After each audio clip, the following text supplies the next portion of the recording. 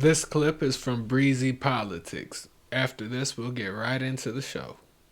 They lied. Okay. They said Saddam is seeking and is working and is advancing towards the development of nuclear weapons. No question whatsoever. they lied. Okay. They said there were weapons of mass destruction. There were none, and they knew there were none. There were no weapons of mass Okay, destruction. all right. No question whatsoever. Look, bottom line, there were no weapons of mass destruction. They said there are weapons of mass destruction. If you take out Saddam, I guarantee you that it will have enormous positive reverberations on the region. Going into Iraq may have been the worst decision anybody has made, any president has made in the history of this country. That's how bad it is, okay? We should have never been in Iraq. I guarantee you, no question whatsoever.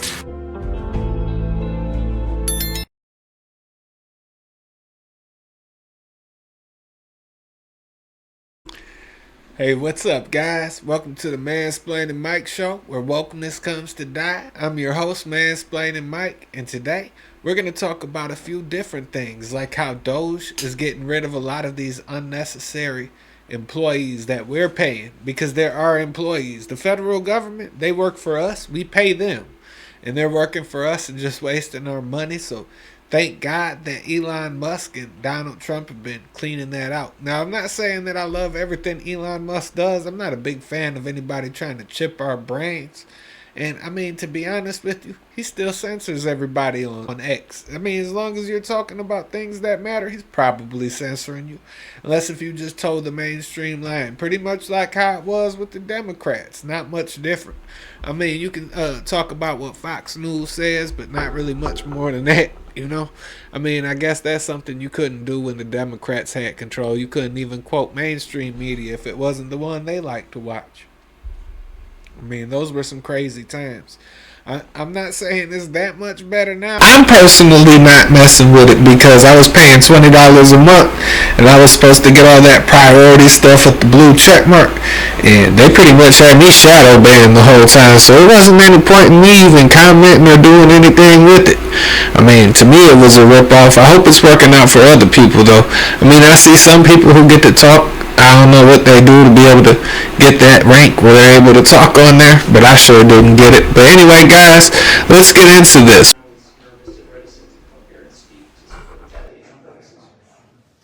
I just wanted to share some things that are going on at my agency. In the last week, we had Elon Musk in our building, and after he visited the building, he called for a 50% cut of the entire agency.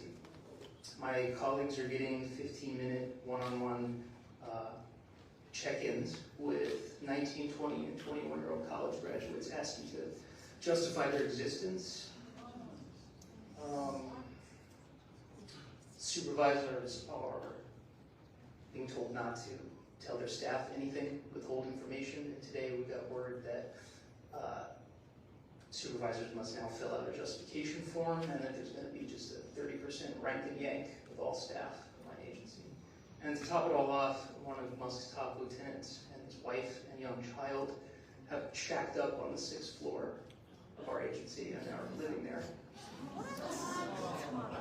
The hallway's been blocked off with a special access list for people who can't get back there. Queer and trans folks of my agency are being doxxed in public. Their lives threatened. Well, guys, I don't know what you thought about that, but me, I personally think we're a lot better off not paying that dude. I mean, honestly, who would want a guy like that working for you? Crying and whining. I mean, talking about like he's stressed out and all that sissy stuff. Nobody has time for that. You're supposed to be a government employee. You're supposed to represent us, the people. You're not representing me. Not at all. Not like that. That was awful. Anyway, guys, let's take a look at this next video of Don Jr. talking about how USAID is like a terrorist organization. We're just wasting all our money, guys, with USAID, with that sissy who kept crying in that last clip. I mean, it's getting intolerable, guys. I'm glad we got Donald Trump in there to start draining the swamp. I mean, I hope he eventually stops sending our money to Israel, because that's a hell of a lot of money we're wasting. But let's get into this, guys, and see what we think. They said this is discreet action rather in furtherance of democracy promotion instead of covert action in furtherance of spycraft. But it's tomatoes, tomatoes. That's why U.S. aid is dirtier than CIA. If you want to fund terrorists, if you have a rogue cell at CIA who wants to support ISIS in Syria, and Trump says, I don't want to support ISIS. ISIS is bad. What they can do is they can move over to U.S. aid and have U.S. aid creatively structure the logistics so that it goes to ISIS, and Trump wouldn't know. Yeah. So, I mean, USAID isn't just a front for the CIA. It actually seems like it's significantly worse. It seems like it's just been completely unaccountable until now. I guess the question is, right, if they did that and basically, I don't want to say subverted Obama, but certainly got around Obama, I think of a lot of these organizations sort of functioning more as, arms of the Democrat Party. They obviously also do it to Trump, but I'm seeing the Democrats now freaking out about this. So even if they did it to subvert Obama, is this just the gravy train that kept that machine running as well? How do you juxtapose some of that, which is, obviously, unsanctioned regime change, or at least attempts, with, I don't know, $100,000 for, trans programs in Pakistan, $1 million for DEI training in Burma, all of this insanity that we see. Well, make no mistake, what they did to Trump was 1,000 times worse than what they did with Obama. At least, for example, in operations like the Cuba one we just talked about with Obama, USAID wasn't attacking Obama. USAID actually, Donald Trump would not approve a CIA covert action against himself. But if they walk over to USAID and run it through there, he would never know. And this is exactly what happened.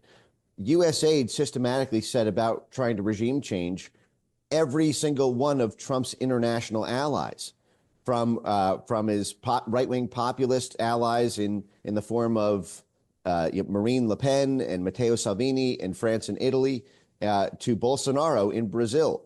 Trump would never have signed off on a CIA covert action to overthrow Bolsonaro's government in Brazil, but USAID went and ran those operations on the quiet. And I've published all about those, the internet censorship operations, the work that was done trying to pump up the opposition party. They declared internally that populism is a threat to democracy. So as a democracy promotion program, they can run all of these covert/discrete programs in order to take down populist governments or eliminate populist movements in the name of promoting democracy, because populism is a threat to democracy. So, and not only that, they targeted him directly. USAID paid $20 million to a group called OCCRP. You just think of it as the Corruption Reporting Project. This is the largest consortium of hit piece investigative journalists in the world. And USAID paid them $20 million. And they turned around and dug up dirt on Rudy Giuliani's work in Ukraine, and then helped use that as the basis to impeach the sitting president, Donald Trump, in 2019. That's crazy, isn't it, guys? They're running covert operations on us. That's not what we pay our government to do. Run covert operations on us. Try to play mind games with us. To trick us into voting for, I guess they would call it a democracy. But America wasn't set up as a democracy. We were set up as a constitutional republic. And I'd like to keep that. I'd also like to keep my Christian name if we could do that. I'm tired of all of this change. Everybody's trying to change everything. Let's just keep things the same. Well, the same as they were before. So we got some changing to do, but just changing it back. Because all of this progressive stuff, it messed our country up, guys. It doesn't get much worse than this. I think the next step that would get worse than this is being like Venezuela, where our dollar's not worth anything. So this was a clip that I found on Telegram. Pretty funny. It's like a Doge little mini show or something. It's pretty funny, guys. I think you'll enjoy it. Also, guys, I'm going to leave a link to my Telegram in the description box below.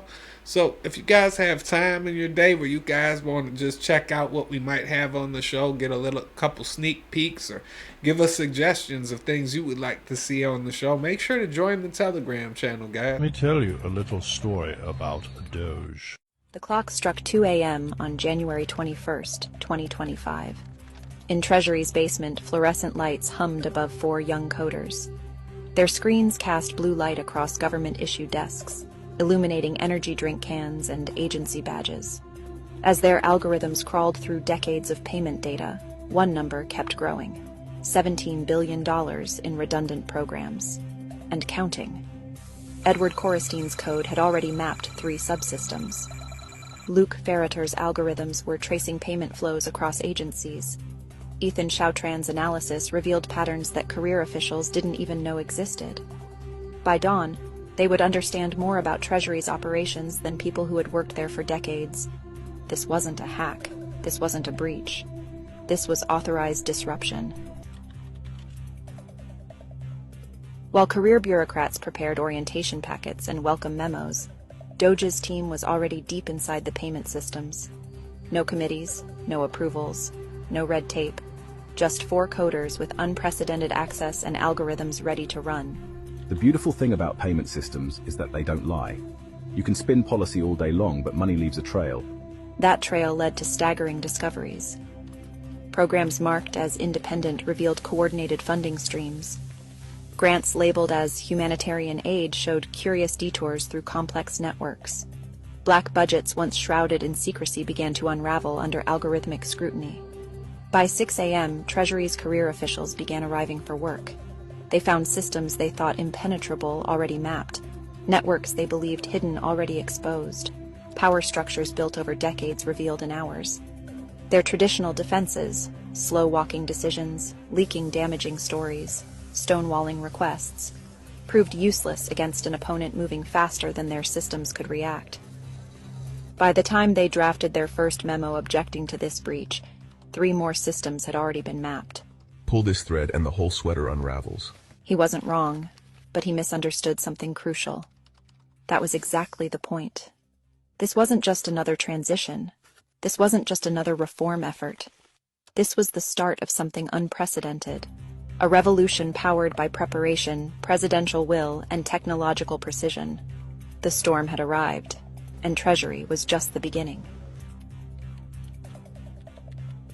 For decades, this principle, articulated by conservative strategist Troop Hemingway, remained more theory than practice. Previous administrations spent months, even years, trying to staff key positions. Trump's first term saw barely 100 political appointees confirmed by February 2017. Every delay meant another victory for the permanent bureaucracy. But this time was different.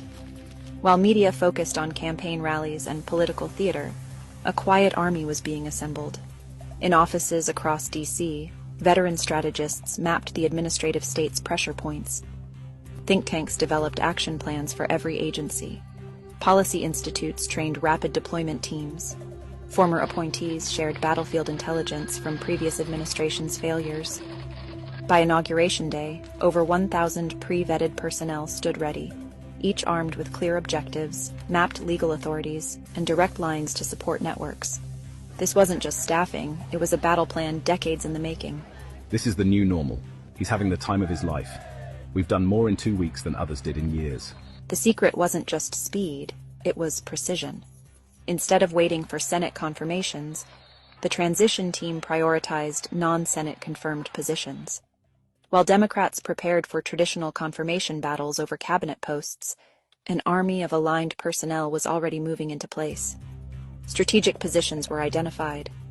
Legal authorities were mapped. Support networks were established. We don't have a lot of time. 4 years is a lot of time in political life, but it's not a long time in real life. This urgency drove innovation. When Doge's young coders breached Treasury's payment systems, pre-positioned legal teams neutralized resistance within hours. When career officials tried revoking system access, they discovered Doge's authority came from levels they couldn't challenge. When leaks surfaced, rapid response units fed counter-narratives to alternative media almost instantly. When you look at the people surrounding the president, we're trying to make it sort of easy for him to do what he wants to do in government. When you have the entire team firing on all cylinders, you can get a lot done. The permanent bureaucracy never saw it coming. They were prepared for resistance. They were ready for protests. They had plans for leaks and legal challenges. But they had no defense against an opponent who had spent years preparing for this moment. This wasn't just about filling seats. It was about building a machine designed to transform American governance. Every position mattered. Every appointment carried weight. And behind it all stood a president counting down not years or months, but weeks and days, driving his team forward with relentless energy. The foundation was set, and the revolution was just beginning. USAID fell next. No midnight raids this time, no secret algorithms, just a simple memo on agency letterhead. Pursuant to executive authority. Career officials panicked, and for good reason. Created by executive order in 1961, USAID could be dissolved with a single presidential signature. No congressional approval needed. No court challenges possible. Just one pen stroke, and 6 decades of carefully constructed financial networks would face sunlight. Pull this thread, and a lot of sweaters start unraveling. The resistance was immediate and telling. Career officials who had barely blinked at Treasury's exposure now worked through weekends to block Doge's access. Democratic senators who had ignored other moves suddenly demanded emergency hearings. Former USAID officials flooded media outlets with warnings about institutional knowledge loss and diplomatic catastrophe. But their traditional defenses crumbled against Doge's new playbook. While bureaucrats drafted memos about proper procedures, the young coders were already mapping payment flows. While senators scheduled hearings, pre-positioned personnel were implementing new transparency protocols. While media allies prepared hit pieces, Doge's algorithms exposed decades of questionable transactions. The scale was breathtaking. EPA climate initiatives, not just mapped, found unauthorized programs in 47 states. Education's DEI maze, not just exposed, revealed coordination across 1,200 programs. Intelligence community black budgets, not just traced, uncovered patterns hidden for 30 years. The administrative state runs on 2 things: control of information and money flows. We're not just exposing their networks, we're rewriting their DNA. The cracks began showing in unexpected places. A career EPA director, tears streaming. Everything we built. A USAID veteran, hands shaking, they're inside all of it. A Treasury lifer, closing his office. They move faster than we can think. Across Washington, officials who had weathered every reform since Reagan began quietly updating LinkedIn profiles. A deputy director, open to opportunities. An agency chief, exploring new challenges. A bureau head, time for change. Doge's algorithms weren't just programs, they were archaeology tools, excavating decades of buried networks. Each data point connected to another. Each discovery revealed new targets. Each pattern exposed larger systems. It's beautiful, like watching a galaxy map itself. For the permanent bureaucracy, this wasn't just change. It was an extinction-level event. Their power came from controlling who got paid, when they got paid, and what they got paid for. Now those controls were evaporating like dawn burning away darkness. The pattern was devastating in its simplicity. Map the money flows, deploy aligned personnel, expose the networks, restructure the systems. By the time bureaucrats drafted objections to one breach, 3 more had already occurred. The revolution wasn't just spreading, it was accelerating. The first bulldozer arrived in Springfield, Ohio, at 6 a.m. on a Tuesday. By noon, 3 blocks of notorious potholes were filled. Local news crews arrived to find not just construction crews, but data analysts with laptops, mapping every dollar spent against real-time progress. This wasn't just road repair. This was revolution in action. The woman grabbed the analyst's arm, tears in her eyes. 12 years. 12 years I've been calling about these potholes. He turned his laptop, showing real-time data flows. Analyst. Look, your tax dollars. Actually working. She stared at the screen. My God, it's really happening. Across America, funds once lost in administrative mazes suddenly found their way to actual problems needing solutions. In rural Tennessee, broadband expansion projects long buried under bureaucratic red tape broke ground overnight. In Michigan, water treatment plants received upgrades that bureaucrats had studied for decades but never approved. The transformation was measurable. In just 2 weeks, tens of thousands of redundant programs identified. Billions in waste exposed. Hundreds of unauthorized initiatives halted. countless local projects unleashed. But the real metric? Trust in government rising for the first time in 50 years. The revolution spread with surgical precision. Real-time tracking replaced quarterly reports. Algorithmic oversight replaced review boards. Local solutions replaced federal mandates. Results replaced process. Vance. He's done more in 2 weeks than Biden did in 4 years and Obama did in 8. But this isn't just about speed. This isn't just about tech. This isn't just about personnel. It's all three, perfectly aligned. For ordinary Americans, the impact was undeniable. Roads repaired, schools revitalized, water purified. But more importantly, something else was being restored: trust. For the first time in generations, people saw their government not as an obstacle, but as a tool for positive change. The sun rises early in Washington. On this morning, its first rays caught the classical columns of the Treasury building, casting long shadows across streets still quiet.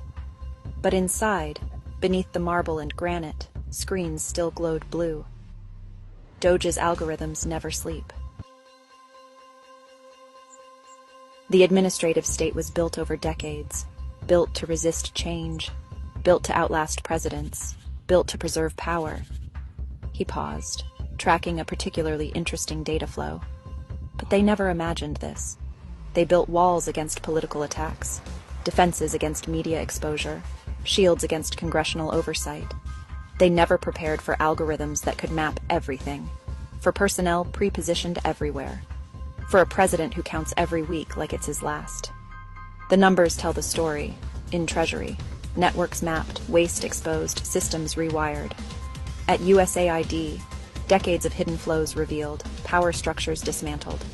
Across agencies, redundancies eliminated, authorities realigned, missions refocused. But numbers aren't the whole story. Imagine changes coming to a community near you. Springfield, Ohio. Potholes that plagued residents for 12 years actually disappeared overnight. Rural Tennessee, where children can finally connect to high-speed internet their parents were promised decades ago. In Michigan, people truly drink clean water while bureaucrats' memos about studying the problem gather dust. This isn't just reform, this isn't just change. This is American governance reimagined. The pace is going to be the same. It's just the priorities that are going to change.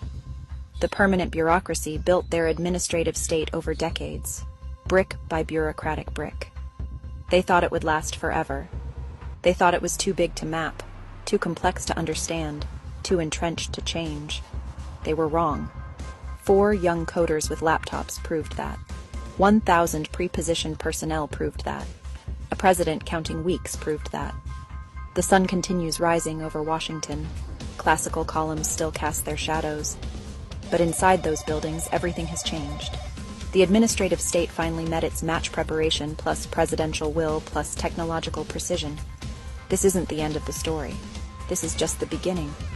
The revolution isn't just continuing. It's becoming the new normal. And for those who thought the deep state would rule forever, they're about to learn what happens when smart strategic minds meet determination, when preparation meets opportunity, when a new generation decides it's time for change. The storm isn't just gathering, it's here to stay. The sun continues rising over Washington. But now, for the first time in generations, it illuminates something new. A government that works. A bureaucracy that serves. A system that delivers. The revolution isn't just beginning. It's already won.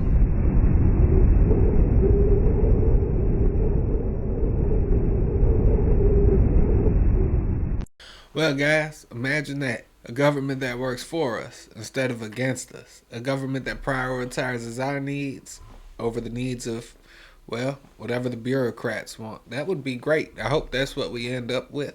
I mean, I trust Donald Trump. I don't much trust Elon Musk, but hey, he looks like he's doing a good job so far. So far, so good. I mean, hats off, guys. I'm glad he's doing a good job. I'm glad he's getting rid of some of these wasteful governmental agencies. I mean, that stuff is really important, guys. We don't have time for that. We don't have enough money to just be giving it away. At least I don't. I don't have enough money to just give it away. I want my employees who work for the government to earn the money that they're getting. I don't want to just give it away, guys. But anyway, here's some more information about what some great things Donald Trump is doing. He's getting rid of these illegals. They're sending them overseas. They gotta go. They're going to prisons overseas. And guys, this prison looks like a tough one. I mean, this looks tougher than anything we have here in America. And I just want to say I'm glad they're going there. Because those guys can't be over here on our streets raping women, raping children, stealing stuff, killing people. Whatever they're doing, they can't do it here. The illegals who are coming here illegally, they already broke a law. So if they didn't steal anything, kill anybody, rape anybody, or any of that stuff, they got to go anyway. Maybe they won't have to go to this prison. That'll be better for them. Because I'm telling you right now, if I was a criminal, this isn't the prison I would want to go to. These guys got to be tough to make it here. At least that's what it looks like to me. But let's get into it and see what you think, guys.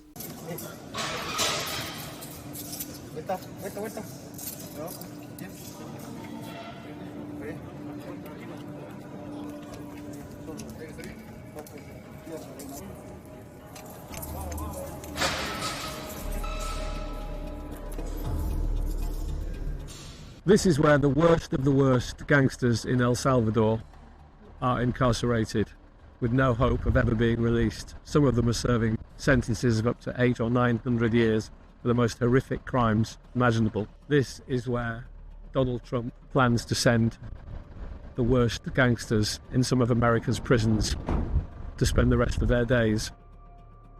I'm going to go in now and see what the conditions are behind those forbidding walls behind me.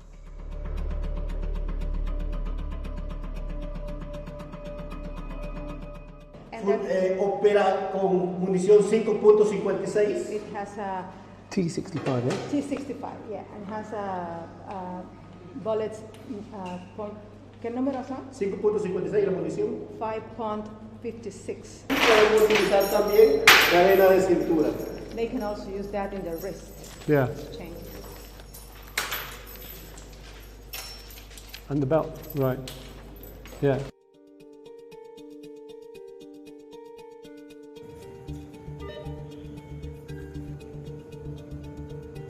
Gracias. Whoa.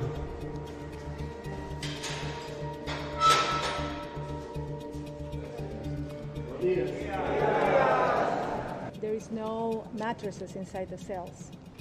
So the only thing they own is the uniform? They sleep in that iron. Are you saying the only thing they own is the uniform? Is that what the you said? Uniform.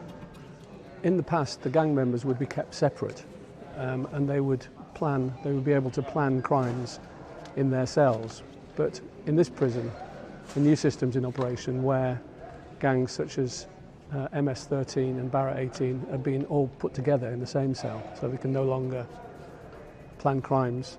They have to mix in and live together.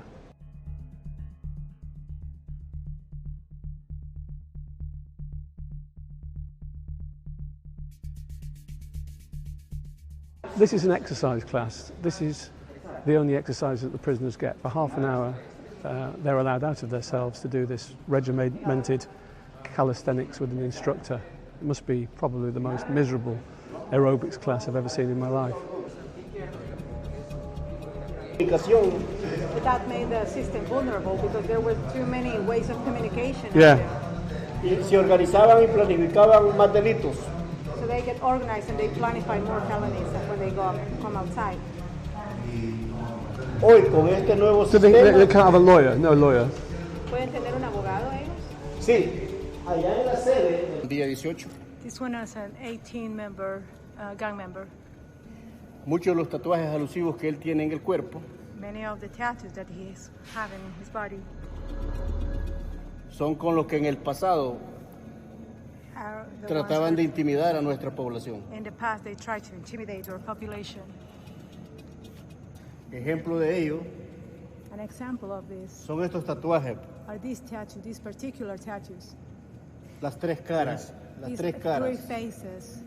Ver, That means to see, oír to hear, y callar. and to stay quiet and silence.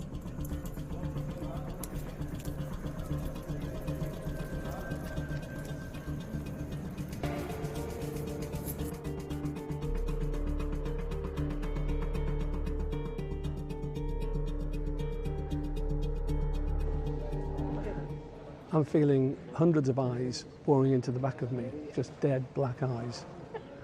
Lord knows what they're thinking and what they think all day. And Lord knows what they've done to deserve this, but we can only assume that they've done some of the worst things that one human being can do to another, and that's why they're here. Certainly that's what the director of the prison has told us. He's told us how these people have raped, mutilated, cut bodies into pieces and left them strewn across the countryside and turned El Salvador into a living hell. They're now locked away forever, and the country that I've seen is a peaceful, safe, tranquil place. So I guess humanity has to decide what the price is and whether it's worth paying to put hundreds of people into a cage forever so that millions of people can live peacefully. It's quite a dilemma.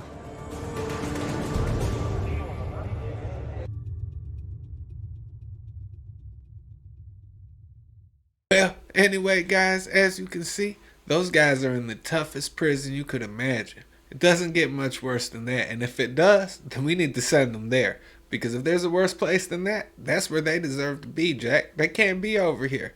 You came over here illegally, you broke our laws to get here, and then a lot of them are over here raping women, raping children, stealing, killing, robbing. We don't have time for that stuff. We don't have time for any of it. We don't like it when our own citizens do it and we gotta pay for them to sit around in jail. I mean, I hope we're not paying for them to sit in jail in El Salvador or any of that type of stuff, but if we are, I'm just glad they're not on the streets, to be honest with you.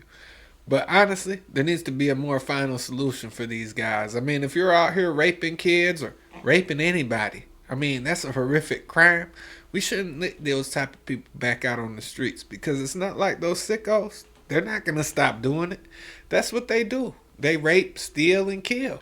People like that aren't meant for societies. Not civil ones, or not even uncivil ones. Because if you're doing that, I'm sure any society is going to have it. I'm sure any society is going to have enough is enough type of attitude towards it. You can't do that stuff. We put up with it too much in this country. Like in this country, we let rapists out after a few years so that they can do it again. Child molesters too. I mean, I hope Donald Trump, I see that he already said that we're putting the death penalty on the table for a lot more crimes. I hope that includes child molestation, child rape, abductions, any of that stuff, guys. You can't do that type of stuff in a civil society and expect to be let back out so you can continue your reign of terror on the society. We got to say enough is enough. You do something like that, you don't get a second chance. There is no second chances for rapists and murderers, and that's what it needs to be. I mean, unless if they do it at the age of 12 or something, then they're minors. Maybe you'll grow out of something like that. But as an adult, nah. You don't get second chances. You know better than that. Your mama raised you better than that. And this system should have taught you something by the time you're doing something like that. I mean, if not, sorry to hear it. But anyway, guys, I hope you enjoyed the show. This was the Mansplaining Mike Show, where wokeness comes to die.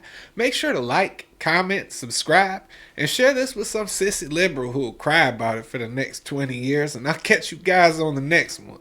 I'm out.